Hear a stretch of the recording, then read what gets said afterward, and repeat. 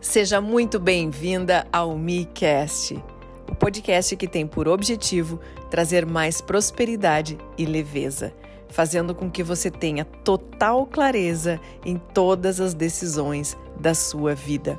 E eu vou te dar aqui 6 motivos por que as pessoas gritam. As pessoas gritam muitas vezes por falta de dinheiro.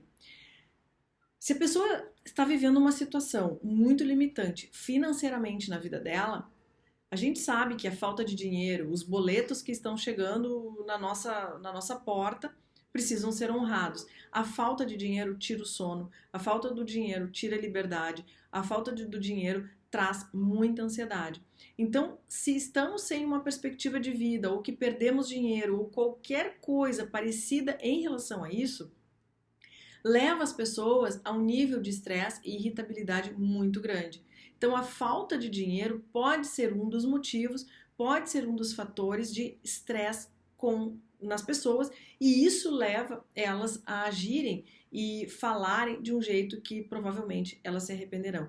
Estou falando isso para você também, porque se você estiver enfrentando uma dificuldade financeira, certamente você sabe o que eu estou dizendo, de enfrentar um comportamento, uma comunicação desafiadora com alguém. O segundo ponto é por aprovação. Existem muitas pessoas, principalmente ou quando são filhos que têm necessidade de ser aprovados pelos pais, ou funcionários de empresas também que gostariam de um reconhecimento que muitas vezes eles não estão tendo. Se isso não acontece no médio e longo prazo, com frequência, a pessoa vai acumulando uma frustração. E talvez chegue num momento que ela grite, que ela esbraveje. Isso acontece muito entre casais. Né? Tem homens e mulheres que acabam não reconhecendo aquilo que o seu parceiro faz de legal, de bom, de empenho. Porque aquilo que pode ser um empenho para o outro, pode não ser um empenho para você. Daqui a pouco o marido chega em casa pontualmente e a esposa nem dá bola para isso porque acha que é obrigação, é o mínimo que ele tem para fazer.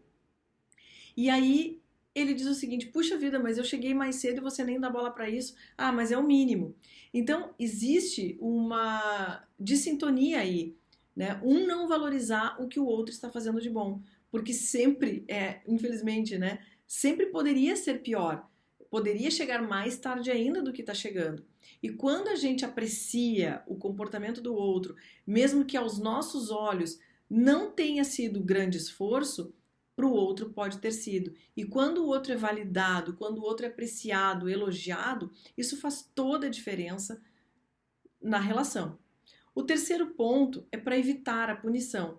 Ou seja, se daqui a pouco assim eu fiz alguma coisa de errado e fiquei com medo de ser punido, é muito fácil eu também entrar num estado de irritabilidade, né? Eu me defender, eu sair atacando, eu me estressar, ficar irritada por eu não ser punida, pelo medo que eu tenho de ser de alguma forma punida em relação ao que eu estou fazendo. Para evitar a vergonha também. Então, tem muita gente que acaba cometendo erros e esconde esses erros pela vergonha de assumi-los. Eu já passei por isso, né? De não verbalizar coisas que eu não me orgulhei de ter feito, mas porque. E aí ficava chateada e me defendia em relação a isso. Dizia: ah, mas eu fiz isso porque o fulano me fez fazer. Eu fiz isso porque eu não tive alternativa. Como se eu tivesse sido o refém da história, né? Como se eu tivesse sendo a vítima daquilo que estava acontecendo, me colocando como refém. E isso não é uma verdade. Então a gente, quando não tem a coragem, a força suficiente para assumir aquilo que a gente fez, aí a gente acaba entrando num processo de autodefesa. E aí entra novamente num estado de defesa e de irritabilidade.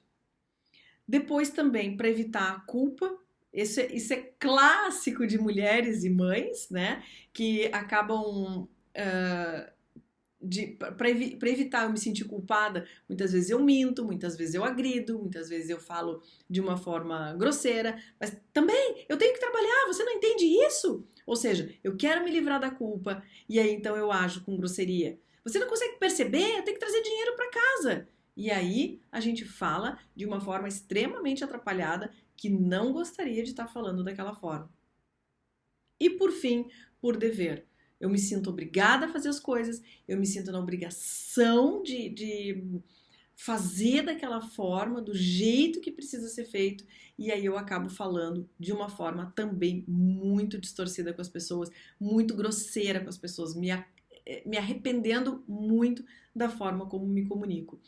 Então, tudo aquilo, quando nós não somos vistos, quando nós não somos valorizados, quando nós não somos reconhecidos, a gente tem uma tendência a agredir o outro, a gente tem uma tendência de ser grosseiro com o outro, porque de alguma forma a gente não teve a nossa necessidade atendida. E a gente pode usar essa técnica de comunicação em negociações, relacionamentos íntimos, relacionamentos entre família, é muito importante, é fundamental a gente exercitar isso, mais em relacionamento íntimo, família também, dentro de escola, na escola do seu filho, na conversa com os professores, que passa muitas vezes por enxergar e entender a intenção positiva que tem por trás daquela irritação. Ou seja, quando alguém está gritando, é porque de alguma forma essa pessoa não está sendo vista e ela no fundo, está carregando uma dor muito grande.